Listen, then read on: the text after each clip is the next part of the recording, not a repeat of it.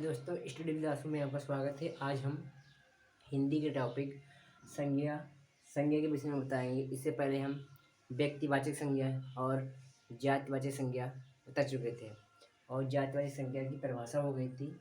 जातिवाचक संज्ञा के अंतर्गत कौन कौन शब्द आते हैं उनको बताएंगे। जैसे पहले जातिवाचक संज्ञा की परिभाषा थोड़ा बता दें।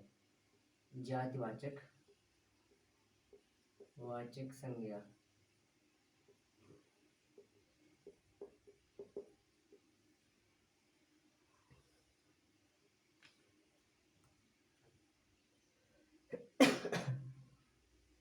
इसमें संपूर्ण जाति का बोध होता है।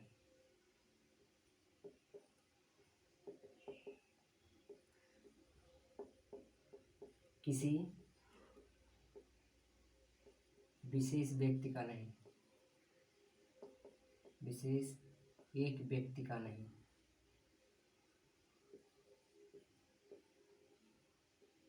एक व्यक्ति का नहीं। जैसे जातिवाचक संज्ञा में संपूर्ण जाति का बोध कराया जाता है। इसमें कोई एक व्यक्ति का या वस्तु का या पदार्थ का बोध ना होकर बल्कि उसमें समस्त जाति, पदार्थ और वस्तु का बोध होता है। जैसे अगर हम यहाँ पे नदी कहेंगे, नदी, पहाड़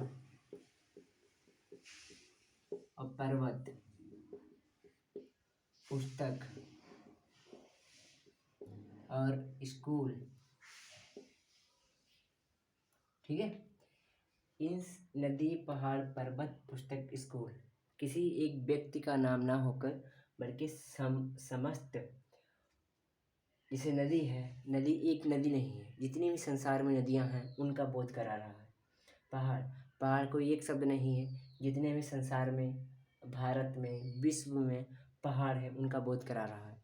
पर्वत, इसमें भी समस्त पर्वतों का बोध हो रहा है। जैसे एक हिमालय एक पर्वत है, अगर हिमालय कहेंगे तो एक व्यक्तिवाचक आ जाएगा, ठीक है।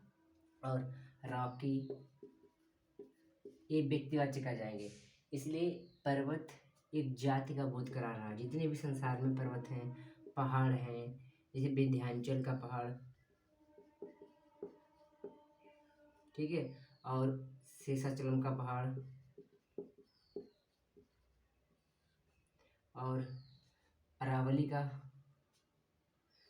पर्वत, विंध्याचल, ये सब उनके नाम बता रहे हैं कि किसी व्यक्ति का और किसी व्यक्तिगत रूप से किसी एक पर्वत का या पहाड़ का बोध हो रहा है। तो यहाँ पे तो व्यक्तिवाचक संज्ञा हो जाएगी, लेकिन ये सब ना होकर सिर्फ पहाड़ कहा जा रहा है या पर्वत बताया जा रहा है तो वहाँ पे जातिवाचक संज्ञा है। जैसे पुस्तक समस्त पुस्तकें पुस्तक मानते हैं। जितनी भी संसार में पुस्तकें हैं वो एक जातिवाचक संज्ञा है। अगर हम कह देंगे आदित्य पब्लिकेशन या लुसेंट, ठीक है, या SD यादव,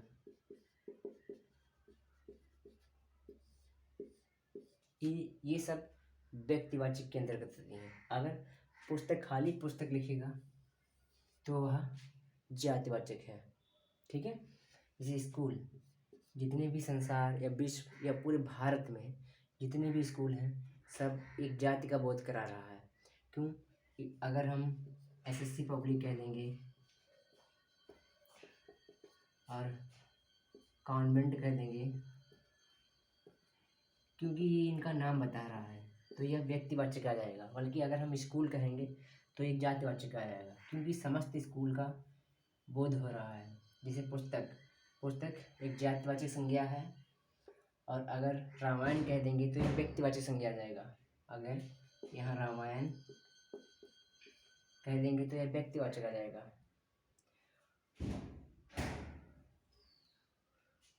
इसलिए इसमें संपूर्ण जाति का बोध होता है, किसी विशेष एक व्यक्ति या पदार्थ या वस्तु का बोध ना होता है, उसे जातिवाचक कहते हैं।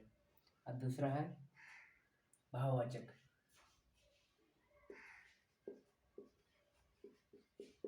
भाववाचक भाववाचक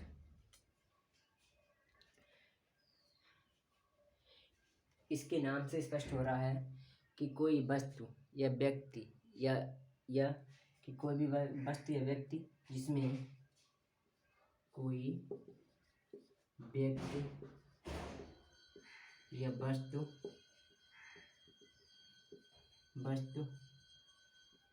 का गुण या दोष या दशा बताया जाता है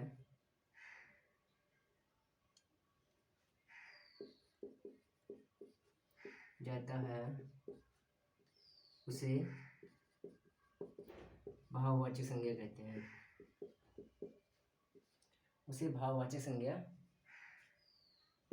कहते हैं।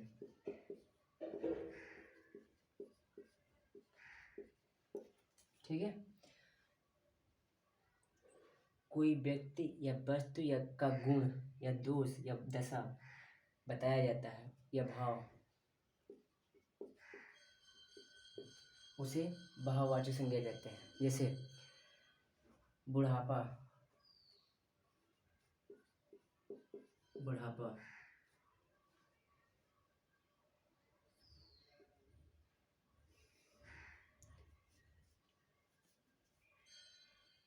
किसी व्यक्ति की अवस्था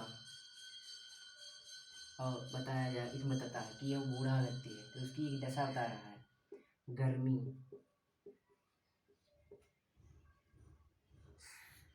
गर्मी, सर्दी,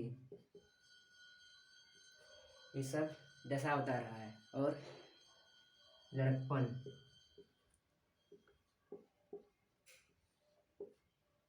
ईमानदारी,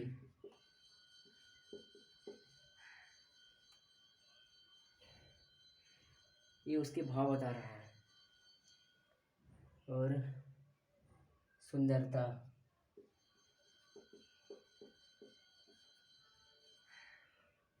ये कोई व्यक्ति या वस्तु या का गुण या दोष या दशा या भाव को जब बताया जाता है तो वह भाववाचक संज्ञा होती है। जैसे बुढ़ापा, गर्मी, सर्दी, लड़कपन, ईमानदारी, सुंदरता। अगर हम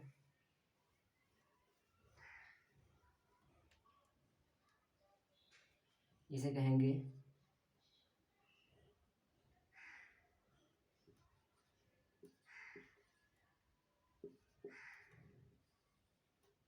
लड़कपन कैसा है, तो यहाँ पे उसकी दशा बताई जा रही है। ठीक है। और कहेंगे वह ईमानदार है, यहाँ भी उसकी दशा बताई जा रही है।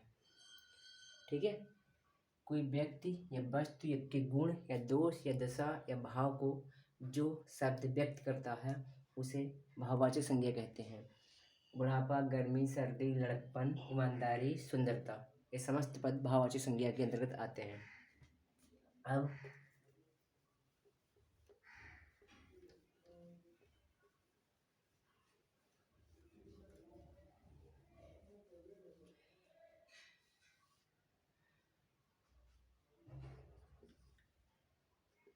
पदार्थवाचक संज्ञा, पदार्थवाचक या द्रव्यवाचक वाचक संज्ञा।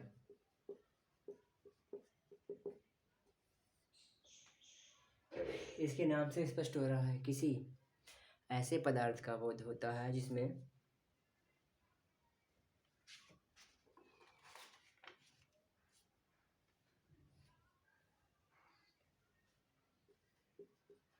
इसमें किसी नाप तोल की वस्तु का बोध होता है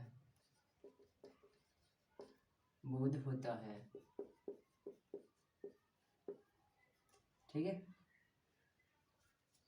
उसे द्रव्यवाचक संज्ञा या पदार्थवाचक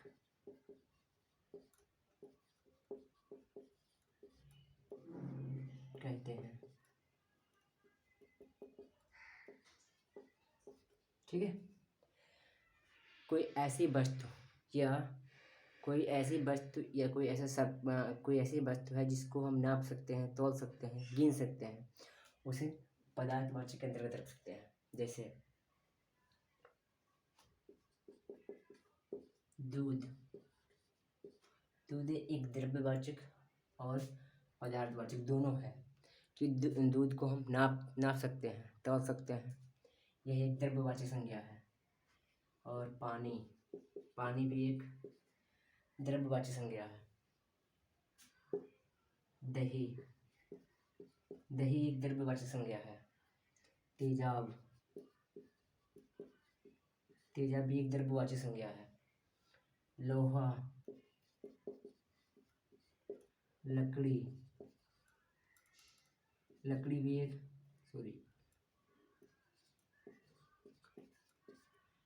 एक द्रव्यवाचक संज्ञा है। सोना,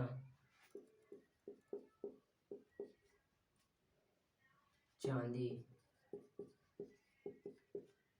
सिल्वर, समस्त पदार्थ जिसको हम नाप सकते हैं, तौल सकते हैं, गिन सकते हैं, उन्हें पदार्थवाचक या द्रव्यवाचक संज्ञा कहते हैं। अब पांचवा लास्ट है संज्ञा का प्रकार, जो है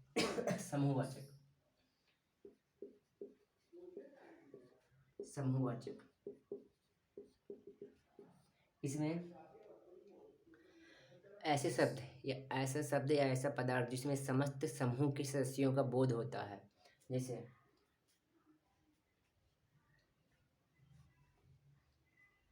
जिस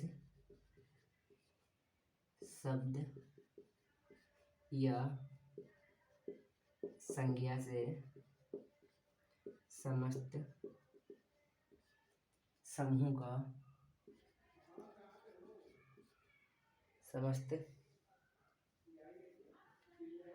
समस्त समूह या व्यक्तियों का बोध हो उन्हें समूहवाचक संज्ञा कहते हैं। वाचक संज्ञा कहते हैं। समूहवाचक संज्ञा ऐसा शब्द जिसमें एक व्यक्ति का बोध ना होकर जितने भी उसके साथ हैं और रहते हैं या साथ में हैं, तो उनका सबका बोध हो रहा है, तो उसे समूहवाचक संज्ञा कहते हैं। जैसे सेना एक समूहवाचक है, क्योंकि सेना में कोई एक व्यक्ति नहीं होता, एक व्यक्ति से सेना नहीं बनती, समस्त सैनिकों द्वारा एक समूह होता है, उसी के द्वारा सेना का निर्माण होता है। सेना। दूसरा क्लास में एक कोई व्यक्ति नहीं होता, एक कोई बच्चा नहीं होता, समस्त छात्र होते हैं, तभी क्लास का निर्माण होता है। ठीक है। सेना। टीम कोई एक खिलाड़ी से नहीं बनती, समस्त 11 हो या 6 हो या 5 हो, समस्त खिलाड़ियों के द्वारा टीम का निर्माण होता है। ठीक है।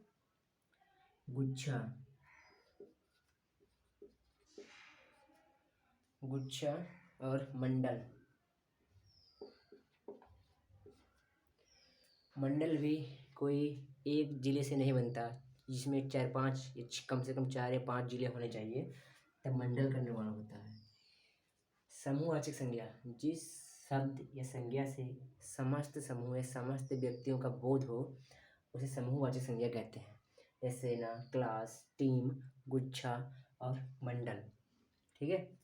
अब संज्ञा के प्रकार तो हो गए।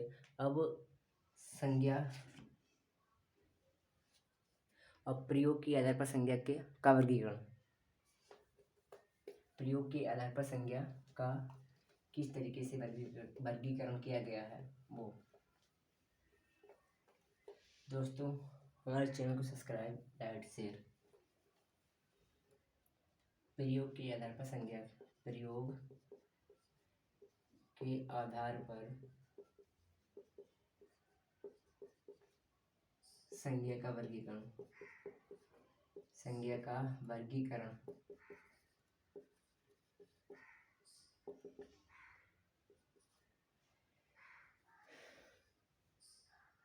इसमें व्यक्तिवाचक के आधार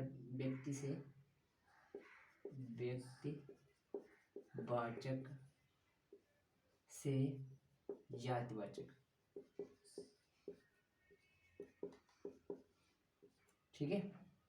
नंबर 1 है व्यक्तिवाचक से। इसके 2 प्रकार हैं, एक व्यक्तिवाचक से जातिवाचक के आधार पर संज्ञा का प्रयोग कर सकते हैं। ठीक है। और दूसरा है जातिवाचक के आधार पर व्यक्तिवाचक के रूप में। जैसे दूसरा है जातिवाचक से व्यक्तिवाचक के रूप में। व्यक्तिवाचक के रूप में।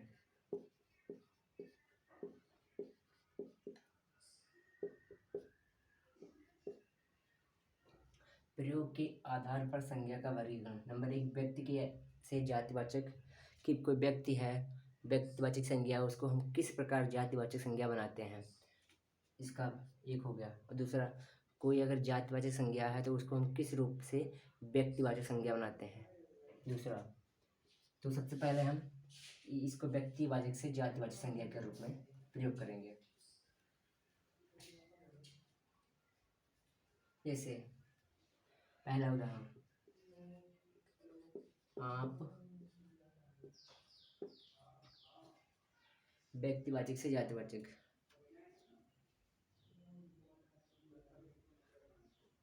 आप पूरे विभीषण हो। ठीक है। जैसे विभीषण एक व्यक्ति का नाम है, तो जैसे आप पूरे विभीषण है, आप पूरे विभीषण हो, तो विभीषण एक व्यक्ति का नाम है। लेकिन आज जो वर्तमान समय चल रहा है, विभीषण कहने से समस्त व्यक्तियों का बोध होता है जो एक जाति का निर्माण करता है। जैसे आप पूरे विभीषण,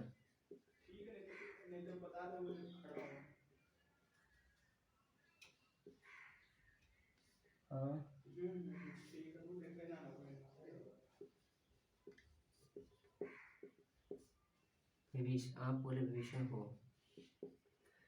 तो विभीषण जो शब्द है, जो एक किसी व्यक्ति का, जो रामायण में रावण के भाई, उनका बोध हो रहा है, किसी एक व्यक्ति थे उनको बता रहा है। लेकिन इस युग में या इस समय में विभीषण कहने से, इसको कहने से, विभीषण कहने से सारे संसार में जो एक दूसरे की बुराई करते हैं या अपने घर की बुराई दूसरों से करते हैं, उन सब का बोध हो रहा है। जैसे रामायण में विभीषण थे जो अपने ही पक्ष का भेद दूसरे पक्ष को बताते थे, तो वहाँ पर विभीषण एक व्यक्ति का नाम है, तो वहाँ व्यक्तिवाचक से जातिवाचक के रूप में। लेकिन आज के युग में विभीषण समस्त व्यक्तियों का बोध हो रहा है जो अपने ही पक्ष की बुराई दूसरे के पक्ष को बताते हैं। ठीक है। एक चीज हो गया। अब दूसरा है जयचंद। जयचंद एक सब व्यक्ति का नाम है, पूरा शब्द लिखना चाहिए। सेकंड आंसर, हमारे देश में जय चंदों की कमी नहीं है।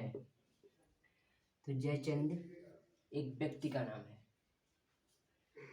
जो मध्यकालीन इतिहास में, हाँ लड़ाई हुई थी। ठीक है। लेकिन आज के समय में जयचंद किसी एक व्यक्ति का नाम ना होकर समस्त उन व्यक्तियों का नाम का बोध कराता है जो अपने ही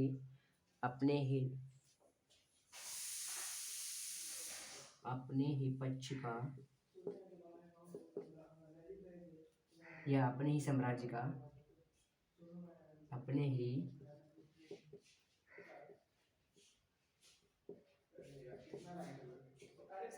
का पतन कराते हैं।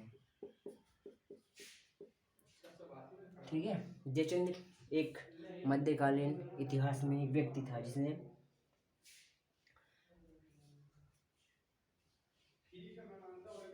महाराणा प्रताप, हिस्ट्री में थोड़ा भूल गए। जयचंद, हमारे देश में जयचंदों की कमी नहीं है। जयचंद वहाँ पे एक व्यक्ति का नाम था। यहाँ पर आज के युग में जयचंद समस्त जातियों का बोध कराता है जो बुराई करते हैं। दूसरा है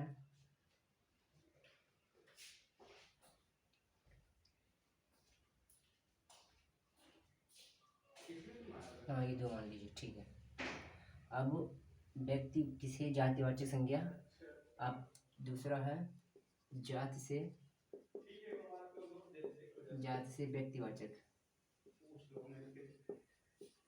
व्यक्तिवाचक संज्ञा।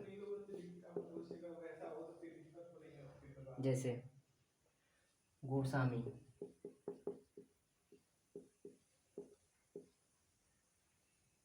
गोस्वामी एक जाति है, लेकिन गोस्वामी कहने से किसी एक व्यक्ति का बोध नहीं, गोस्वामी कहने से अगर कोई कहता है गोस्वामी, तो गोस्वामी कहने से हमें तुलसी दास का बोध होता है। ठीक है। गोस्वामी एक जाति है और गोस्वामी कहने से हमें गोस्वामी तुलसीदास का बोध होता है, इसीलिए एक जात गोस्वामी जात है। ठीक है। जात से व्यक्तिवाचक और तुलसीदास एक व्यक्ति का नाम है, इसीलिए जात से व्यक्तिवाचक संज्ञा के रूप में गोस्वामी एक जाति है और गोस्वामी कहने से हमें गोस्वामी तुलसीदास का बोध होता है, तभी जात से व्यक्तिवाचक संज्ञा के रूप में। ठीक है, एक उदाहरण हो गया। दूसरा पंजाब केसरी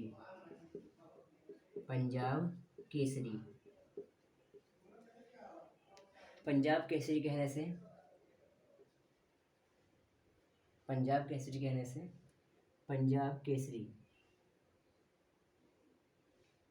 पंजाब केसरी कहने से हमें लाला लाजपत राय, पंजाब केसरी कहने से हमें पंजाब केसरी कहने से हमें लाला लाजपत राय का बोध होता है। ठीक है।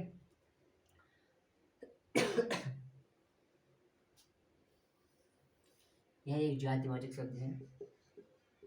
पंजाब, 5 पंजाब केसरी, और यह एक व्यक्ति का नाम है।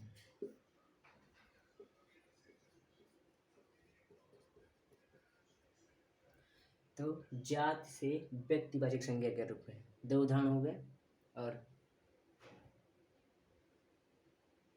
2 ही रखिए। ठीक है।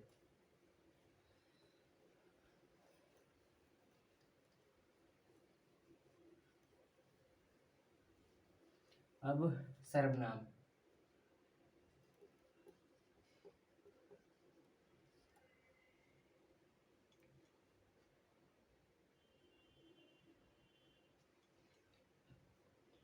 सर्वनाम किसे कहते हैं? सर्वनाम वह शब्द है जो संज्ञा के स्थान पर प्रयोग किया जाता है, उस सर्वनाम कहते हैं। जैसे वह शब्द जो संज्ञा के स्थान पर प्रयोग किया जाता है।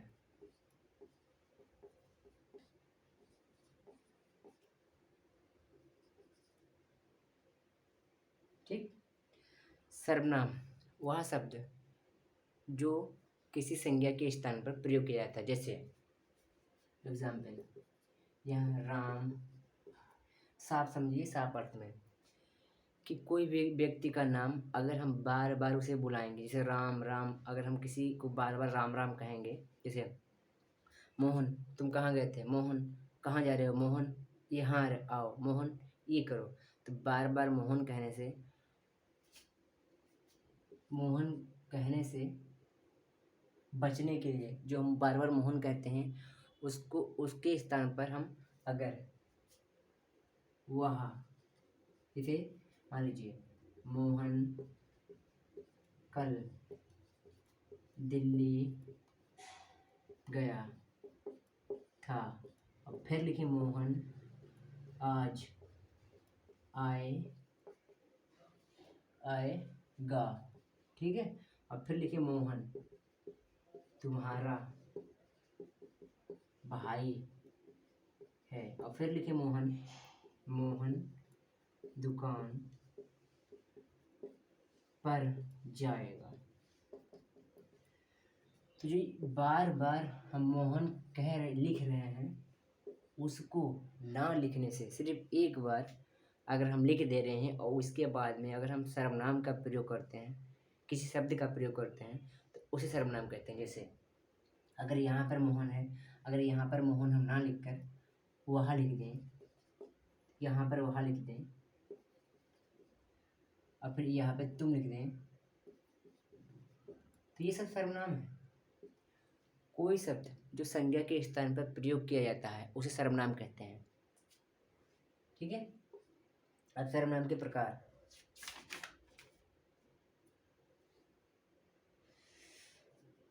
सर्वनाम के प्रकार,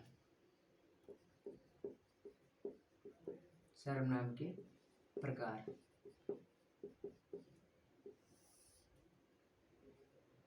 6 प्रकार होते हैं सर्वनाम के। सर्वनाम के 6 प्रकार होते हैं। हिंदी में सर्वनाम के 6 प्रकार होते हैं। और सर्वनाम की परिभाषा, वह ऐसा शब्द जो संज्ञा के स्थान पर प्रयोग किया जाता है सर्वनाम कहते हैं। सर्वनाम के प्रकार नंबर 1 है पुरुषवाचक सर्वनाम। पुरुषवाचक सर्वनाम, ठीक है, पुरुषवाचक सर्वनाम।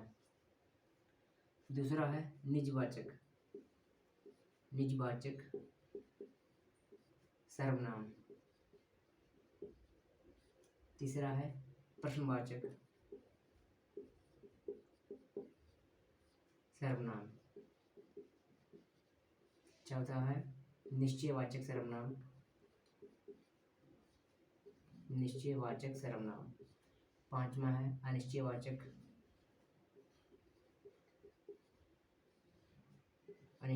सर्वनाम। पुरुषवाचक, निजवाचक, प्रश्नवाचक, निश्चयवाचक, अनिश्चयवाचक और संबंधवाचक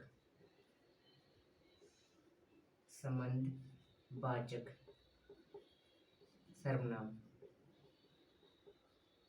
ठीक है। अब पुरुषवाचक सर्वनाम के 3 प्रकार होते हैं।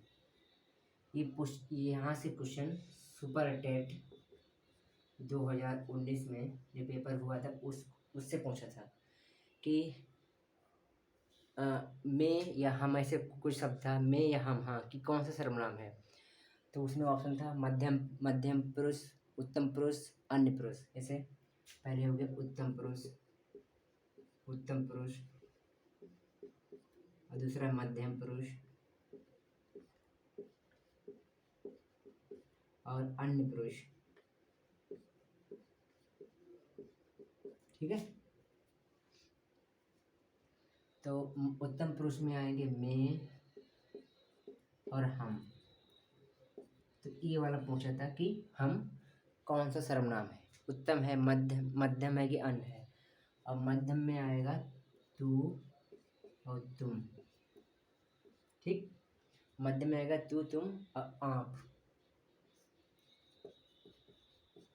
इसमें हमारा भी कर लीजिए, मेरा भी कर लीजिए। चलो मेरा तो उसमें हो जाएगा, हाँ एक बात है। अन्य में आएगा वह आएगा, यह आएगा, ये, ठीक। अब फिर से एक बार दोबारा दोबारा फिर से सर्वनाम किसे कहते हैं? वह शब्द जो संज्ञा के स्थान पर प्रयोग किया जाता है उसे सर्वनाम कहते हैं। वह शब्द जो संज्ञा के स्थान पर प्रयोग किया जाता है सर्वनाम कहते हैं। जैसे मोहन, फिर मोहन और फिर मोहन। अगर हम बार बार मोहन लिखेंगे तो हमें अजीब लगेगा कि मोहन बार बार लिखने से शब्द का अर्थ तो मान लीजिए वही रहेगा, लेकिन किसी का नाम बार बार अगर हम रिपीट करेंगे तो अच्छा नहीं रहेगा। तो उसी के स्तर पर हमने सर्वनाम का प्रयोग किया। जैसे मोहन कल दिल्ली गया था, वह, यहाँ पे मोहन था, मोहन को हटा दिया तो वह आज आएगा। तो ठीक लगा। लेकिन क्या है, हम मोहन के विषय में रहे हैं कि शब्द वही है जिसको हम बता रहे हैं और उसके स्थान पर हम किसी शब्द का प्रयोग कर रहे हैं। यहाँ भी वह तुम्हारा भाई है तो वह मोहन ही है, मोहन तुम्हारा भाई है। तुम दुकान पर जाओगे, यहाँ पे था मोहन दुकान पर जाएगा, तो तुम मोहन के लिए कह रहा है कि मोहन दुकान पर जाएगा। ठीक। वह शब्द जो संज्ञा के स्थान पर प्रयोग किया जाता है सर्वनाम कहलाता है। अब सर्वनाम के प्रकार, यहाँ से क्वेश्चन पूछता है सर्वनाम के कितने प्रकार है? सर्वनाम के 6 प्रकार है। कि सर्वनाम के कितने प्रकार है? सर्वनाम के 6 प्रकार है। पुरुषवाचक सर्वनाम, निजवाचक सर्वनाम और प्रश्नवाचक, निश्चयवाचक, अनिश्चयवाचक और संबंधवाचक। ठीक है। अब पुरुषवाचक सर्वनाम के भी 3 प्रकार होते हैं। पहला है उत्तम पुरुष, मध्यम पुरुष और अन्य पुरुष। उत्तम पुरुष में मैं, हम, हमारा। और मध्यम में तू, तुम, आप, तो तुम्हारा एक ही बात है। अन्य पुरुष में यह, सॉरी वह और यह और ई और बे सब आ जाएंगे। ठीक है। ये तो शब्द के हिसाब से आएंगे, किस तरीके से शब्द क्वेश्चन पूछ रहा है। तो आज हम सर्वनाम टॉपिक स्टार्ट किए हैं और संज्ञा को ख़त्म कर दी, समाप्त कर दिए हैं। और कल हम सर्वनाम को हो सकता है समाप्त कर दें फिर। और कल ही जीन पियाजे के जो शब्द सिद्धांत की अवस्थाओं के अंतर्गत जो जो विशेषताएं थीं उनको बताएंगे और अवस्थाएं बताएंगे कि किन किन अवस्थाओं में किन किन शब्दों को बताया गया है। दोस्तों, स्टडी विद आंसू को सब्सक्राइब कीजिए और लाइक कीजिए, शेयर कीजिए। अगर हमारा क्लास आपको अच्छा लग रहा हो तो धन्यवाद।